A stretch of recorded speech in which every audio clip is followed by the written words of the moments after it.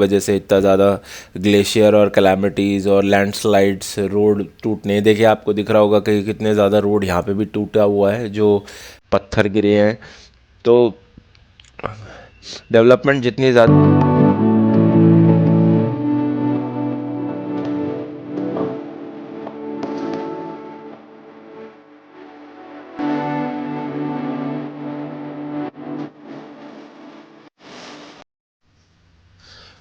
So good morning दोस्तों, और आज एक नया दिन और नए दिन की शुरुआत। सुबह सुबह मैं निकल गया हूँ चंबा के लिए। आज का जो राइड रहेगा बहुत ही ज़्यादा अमेजिंग रहेगा, क्योंकि मौसम भी बहुत अच्छा है, और लोगों से पूछता हुआ मैं आसपास थोड़ा पता करने के लिए और समझने के लिए कि आगे का ट्रिप और आगे की राइड आज कैसी रहेगी।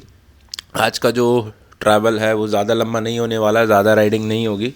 तो मैं अभी आराम आराम से सुबह ब्रेकफास्ट करके होटल से निकला। होटल वाले भैया जो बहुत अच्छे थे, उन्होंने मुझे फ्री में ब्रेकफास्ट दिया अकोमोडेशन के साथ ही। अब यहाँ से मैं आगे जा रहा हूँ, और ये आसपास आपको दिख रहा होगा छोटे छोटे यहाँ पे गांव बसे हुए हैं, बहुत छोटे छोटे, और जो हाइट है पहाड़ों की वो धीरे धीरे बढ़ती जा रही है। तो आप आसपास जब आप देखेंगे वीडियो में भी, तो आपको दिखता जाएगा कि जो पहाड़ों की हाइट है वो बढ़ती जा रही है। और जो मेरा मेन पॉइंट है जहाँ पे दर्शन करने मैं जा रहा हूँ, उसका नाम मनी महेश है। और मनी महेश जो मंदिर है, जहाँ कैलाश पर्वत की भी एग्जिस्टेंस है, उसकी हाइट आपकी मीटर्स में 5,500 के आसपास के मीटर के करीब जो उसकी हाइट है। और जो माउंट एवरेस्ट की हाइट है वो करीबन 8,500 मीटर है। तो आप समझ सकते हैं कि अगर मैं 5,500 मीटर भी जा रहा हूँ तो वो भी कितनी ज़्यादा हाइट होगी और कितना पीक होगा। तो इसमें ट्रैक के लिए भी मुझे लगभग 1 से 2 दिन का समय लगेगा, और उसके बाद जो है मैं मनी महेश पहुँचूँगा। ये सारी चीज़ें जो मैंने अभी तक पता की थी लोगों से जो मनी महेश का ट्रैक करके आए हैं। मनी महेश के लिए अब यहाँ से मुझे चंबा पहुँचना है जल्द से जल्द, और उसके बाद मैं देखता हूँ कि चंबा में अकोमोडेशन का मुझे कैसे करना पड़ेगा, क्योंकि अकोमोडेशन भी जो है एक बहुत बड़ा इशू है छोटी जगहों पे, क्योंकि वहाँ पे किस तरीके का रूम मिल पाएगा नहीं मिल पाएगा, कहाँ पे लोग अपने घर पे स्टे करवाएंगे, होम स्टे होगा। तो देखते हैं आगे। दोस्तों, शिव मंदिर के दर्शन करें और मैं यहाँ से अब आगे बढ़ूँगा। जो मौसम है इस टाइम बहुत अच्छा हो रखा है, पहाड़ों के ऊपर बादल ही बादल दिख रहे हैं, और सारे में थोड़े दिन पहले बारिश भी पड़ी थी, तो बारिश की होने की वजह से जो हवा है वो पहाड़ों की, हिमाचल की, और ज़्यादा साफ़ हो गई है। तो पहाड़ों में आने का एक बहुत बड़ा सुख तो मिलता है कि आप जब भी पहाड़ों में आते हैं, या मैं जब भी पहाड़ों में आता हूँ, या मैं जब भी किसी शहर से बाहर होता हूँ, तो जो हमारी हवा है पॉल्यूशन से भरी हुई जो शहरों की, उसमें एक ही रूटीन में लाइफ जीना, जॉब करना और काम पे जाना या बिज़नेस करना, जो भी काम कोई भी इंसान करता है, और उसकी वजह से जो डेली रूटीन रहता है, डेली बीमारियां रहती हैं, हमें ये पता ही नहीं चल पाता कि बाहर की दुनिया कितनी सुंदर है या बाहर की दुनिया कितनी अलग है। इसलिए बहुत ज़रूरी है कि आप लोग भी बहुत ज़्यादा ट्रैवल करें, आप अपने बच्चों को भी ट्रैवल करने के लिए कहें, क्योंकि ट्रैवलिंग से इंसान बहुत कुछ सीखता है, बहुत कुछ समझता है, बहुत सारे कल्चर्स के बारे में जानता है, अपने देश के बारे में जानता है। तो एक ही कुएं का मेंढक बने ना बैठे रहें कि आप अपने ही शहर में हैं, अपनी ही स्टेट में हैं, या अपने ही गांव में हैं, और आप कहीं बाहर जाने को तैयार नहीं हैं। आप बस अपने माँ बाप के साथ कंफर्टेबल हो गए हैं, और उसी कंफर्ट में आप सारे दिन रहना चाहते हैं, सारे दिन आप अपना टाइम स्पेंड करते हैं, या आसपास के दोस्तों के साथ बाहर निकल जाते हैं। ऐसी लाइफ अपनी ना बनाएं। काम ज़रूर करें, जितना काम हो सके जो भी आपका काम है करें, पर ट्रैवल ज़रूर करें, क्योंकि ट्रैवल एक ऐसी चीज़ है जो आपको बहुत कुछ सिखाती है। और ज़रूरी नहीं है कि आपको बहुत सारे पैसे खर्च करने हैं, या आपको बहुत सारा पैसा लगा के ट्रैवल करना है। आपको मतलब आप सस्ते में भी आप रोड बेस का यूज़ करिए, आप ट्रेन्स का यूज़ करिए, आप नॉर्मल बसेस का यूज़ करिए, आप हॉस्टल्स में रुकिए, गेस्ट हाउस में रुकिए, गुरुद्वारे में रुकिए, धर्मशाला में रुकिए, आपको जहाँ रुकना है आप वहाँ रुकें। पर अपने अंदर एक ट्रैवल का पैशन ज़रूर रखें। एटलीस्ट इतना रखें कि आप चीज़ें एक्सप्लोर कर सकें, ताकि आप लोगों के आगे खुद को बेवकूफ़ ना साबित करें कि आपको किसी चीज़ के बारे में कुछ पता ही नहीं है। खैर, अब मैं आगे बढ़ रहा हूँ, और रास्ता जो है वो और ज़्यादा थोड़ा ख़राब होता जा रहा है। और यहाँ पे काफ़ी कंस्ट्रक्शन चल रही है हिमाचल में, आपको आसपास दिख रहा होगा कि काफ़ी रोड्स भी टूटते हैं, वो बनते जाते हैं, और नए नए डेवलपमेंट के चक्कर में यहाँ पे काफ़ी सारे पहाड़ तोड़े जा रहे हैं, काफ़ी ज़्यादा पहाड़ों को काटा जा रहा है, रोड बड़े किए जा रहे हैं। तो ह्यूमन डेवलपमेंट जो है वो कहीं ना कहीं इन पहाड़ों को भी इफ़ेक्ट कर ही रही है, और उसी की वजह से इतना ज़्यादा ग्लेशियर और कैलामिटीज़ और लैंडस्लाइड्स, रोड टूटने, देखिए आपको दिख रहा होगा कि कितने ज़्यादा रोड यहाँ पे भी टूटा हुआ है, जो पत्थर गिरे हैं। तो डेवलपमेंट जितनी ज़्यादा होती जाएगी उतने ज़्यादा ये पहाड़ भी इफ़ेक्ट होते जाएंगे, और उतना ज़्यादा नेचर भी इफ़ेक्ट होता जाएगा।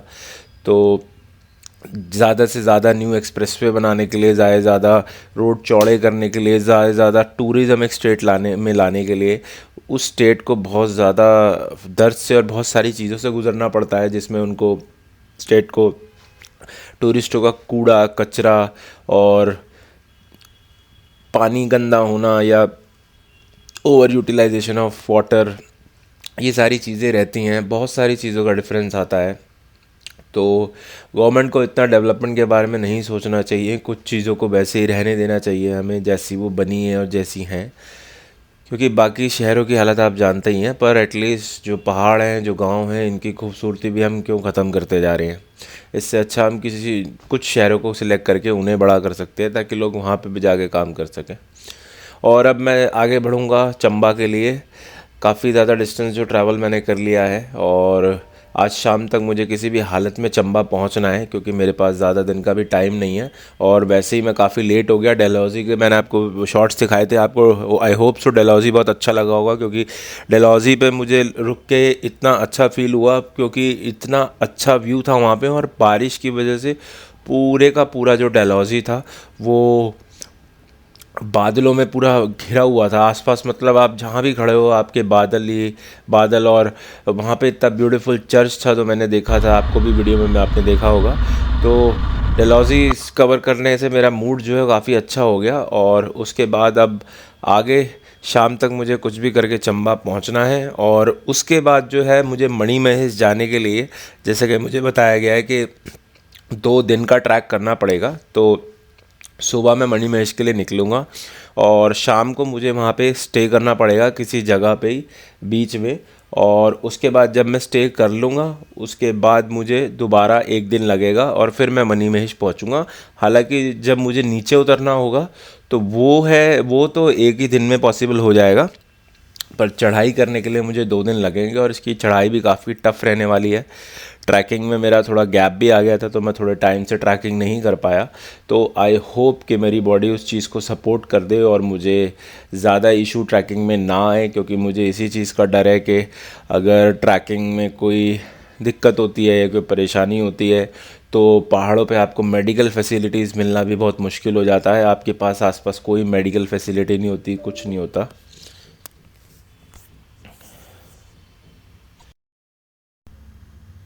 तो इसलिए बहुत ज़रूरी है कि जब भी आप पहाड़ों पर ट्रैक कर रहे हैं तो बहुत सोच समझ के ट्रैक करें, बारिशों में अवॉइड करें। अभी जो मैं ट्रैक करने जा रहा हूँ, बारिश के भी चांसेस हैं कि बारिश हो सकती है, और अगर ऊपर बारिश हुई तो मुझे भी काफ़ी दिक्कत फेस करनी पड़ेगी, क्योंकि बारिश का जो मौसम अभी चल रहा है, पहाड़ों की हालत आपको पता ही है जब मैं आया था कैसी थी। पर मैं भी, आप कह सकते हैं कि मेरा मन था कि मैं इस ट्रैक को करना चाहता था, और मैं बिना सोचे समझे बस आ गया कि जो होगा देखा जाएगा। पर ये एटीट्यूड रखना ठीक नहीं है, क्योंकि ये एटीट्यूड मैं हमेशा नहीं रखता। मैं बहुत सेफली ट्रैवल करता हूँ। मैंने पूरे इंडिया में बाइक राइड करा है, पूरा इंडिया बाइक चलाया है, पूरा साउथ घुमाया है, पर मैंने हमेशा सेफ्टी को पहला प्रेफरेंस रखा है, क्योंकि दोस्तों जान और आपकी सेफ्टी बहुत ज़रूरी है। जोश में आप अगर राइडिंग कर रहे हैं और आप सोच रहे हैं कि कुछ करेज वाला काम है, तो आप ये समझिए कि जिन माँ बाप ने आपको पैदा करा है उनकी भी जिम्मेदारी आपके ऊपर है, जो एक टाइम पे आएगी। तो अपना ध्यान रखें, और ट्रैकिंग और बाइकिंग दोनों में बहुत सोच समझ के राइडिंग करें, ऐसे ही कुछ भी समझ के राइड ना करें।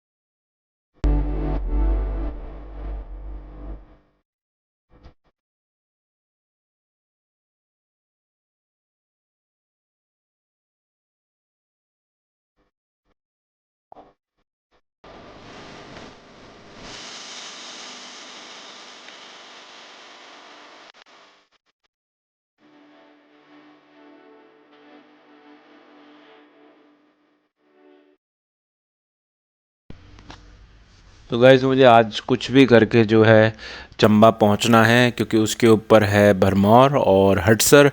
हटसर जो है वो पॉइंट है ट्रैकिंग का, जहां से मणि महेश की यात्रा शुरू होती है और ऊपर जाके कैलाश पर्वत और मणि महेश धाम है। यहाँ पे भगवान शिव जी और पार्वती, ऐसा कहा जाता है कि कैलाश पर्वत पे आज भी हैं और वहाँ पे कोई भी जा नहीं सकता। तो मुझे भी वहीं जाके पता चलेगा कि कैसी स्थिति रहती है और क्या रहता है।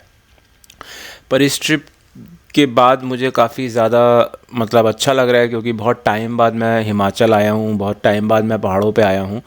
मैं लास्ट ईयर काफ़ी सारा साउथ कवर कर रहा था, इंडिया का मेजर सेंटर और साउथ पार्ट कवर कर रहा था, और हिमाचल मुझे आए हुए करीबन 5 से 7 साल हो गए थे। और पहाड़ों को मैं बहुत ज़्यादा मिस कर रहा था, क्योंकि पहाड़ जो हैं वो एक अलग ही शांति, एक अलग ही सुकून और एक अलग ही एक्सपीरियंस आपको देते हैं। और स्पेशली जो यहाँ पे लोग ट्रैक करने आते हैं, जो ट्रैकर्स हैं, वो ये चीज़ समझ सकते होंगे कि हिमालय की जो पूरे वर्ल्ड में, नॉट ओनली इंडिया, और मैं ये भी बता दूं कि जो हिमालय रेंज है ये बहुत बड़ी रेंज है, बहुत लंबी रेंज है। तो ये खाली इंडिया तक सीमित नहीं है, ये हमारे देश तक सीमित नहीं है, ये पाकिस्तान में भी जाती है, नेपाल में भी जाती है, चाइना में भी जाती है, अफ़गानिस्तान में भी जाती है। तो कई सारे देश हैं जहाँ पे ये हिमालय की पूरी रेंज है। और दुनिया का सबसे ऊंचा पहाड़ भी माउंट एवरेस्ट जो है वो इसी रेंज में है।